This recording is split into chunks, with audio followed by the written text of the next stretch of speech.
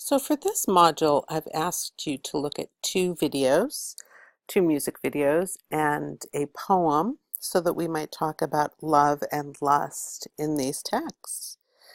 Um, so I asked you to specifically continue looking at metaphors, how we use metaphors about love um, in these texts, but also we're going to turn our attention a little bit to gender as well. So I hope you enjoyed these two videos and our sonnet. So the first one I'm going to talk about is Ariana Grande and Nicki Minaj's Side to Side. Most of you have heard of Ariana Grande. She's been nominated for numerous awards. Her songs regularly hit the top 10. She's been in the news a lot lately regarding her relationships. Nicki Minaj is also covered quite widely by the paparazzi. She was raised in Queens, and she was born in Trinidad and Tobago. She is considered to be one of the most influential rap artists, and she is definitely one of the world's best-selling musical artists. So this song, or this video that we're talking about, Side to Side, was released in 2016, and in it, the setting is a gym. We see people spinning on their bikes, we see boxing, we see a sauna, and generally the feeling is very sort of fun and light. We hear a line from Ariana Grande where she says, "Tonight I'm making deals with the devil," and this notion of the devil as a metaphor, for some sort of darker side of sexuality. And then from Nicki Minaj, we hear body smoking. Again, we have that relationship with sort of heat and fire. So they call me Young Nicki Chimney. What I think is also interesting is this notion of female sexuality in the text, where traditionally women who are talking openly and celebrating their sexuality and their sexual proclivities would be cast as sort of whores or sluts. And here it's very sort of lighthearted, very pro-women, pro-sex, and it is very lighthearted. It's not sort of dark in any way. At one point, Ariana Grande was criticized, or she wasn't criticized, she was approached by a fan who was very objectifying, and she really lashed out. She went into the whole story on Twitter, and she came out and said, regarding women, "We are not objects or prizes. We are queens." So I think that sets the stage really nicely for this particular song.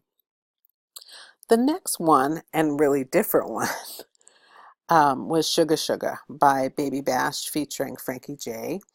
And these two Mexican-American artists, Ronald Ray Bryant, who's Baby Bash, and Francisco Javier Bautista Jr., who's Frankie J., teamed up for this song. It's from 2003, and it reached number 7 on the Billboard charts. The video is really interesting in that the way it frames men and women, the women are so different than how we see them in Ariana Grande's video. But for the purposes of this particular song, one of the metaphors, or the major metaphor we're dealing with, is sweetness. Okay, we hear azúcar, so sugar. We have words like ooey and gooey. But we also have this real focus on the male gaze and on objectifying women. All the women are quote unquote professional women in uniforms, but these uniforms are very skimpy, and they definitely show off their bodies, and they're completely objectified. And we even have cute little names for them like Call Girl, Miss Tasty Pop, and Officer Friendly.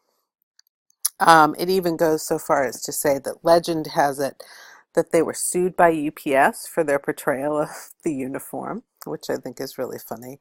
And in describing the video in 2017, the duo called it super cheesy. I think it is super cheesy, but I think it's also a product of its time where this sort of uh, pop music bravado associated with men who are objectifying women when we're dealing with sort of sexuality. The next one I want to talk about is the poem, February 25th by Marilyn Hacker. She's a New York City born poet.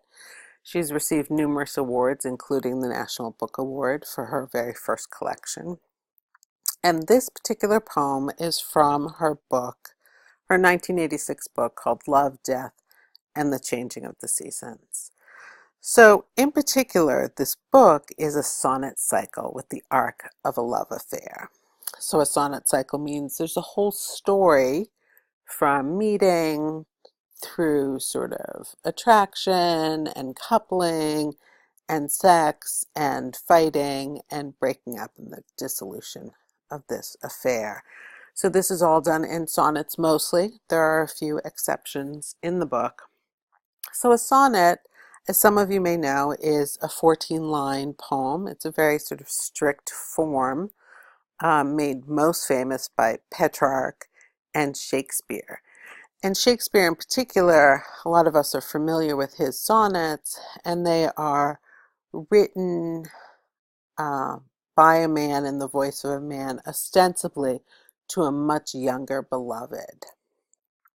And what Hacker's doing is she's taking this rigid traditional form and she's putting a twist on it. So she's using some colloquial language, and she's also talking about a same-sex love, an older woman and a younger woman. And it's the last couple of lines that I find so striking as we talk about metaphor, where she writes, "Whose damp wings are unfolding now alive out of the chrysalis that I felt shatter when I kissed her till heat split my spine." And in those few lines alone, we have this image of the butterfly, of the wings of freedom, unfolding, something really alive. And regarding the sort of lust, it becomes a heat that shatters things. So, just to sum up, the metaphors we're seeing in these two videos and in the poem is that love and lust are a workout. It's fun. It's associated with the devil.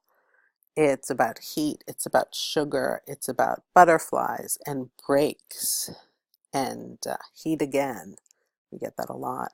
In terms of gender roles, we have the first video, Side to Side, which is really focused on a positive female sexuality. We have the female as object in Sugar Sugar. And then in Marilyn Hacker's poem, we have a subversion of a traditional form that are usually used by men to talk about a young beloved, and Hacker is sort of using it to her own ends.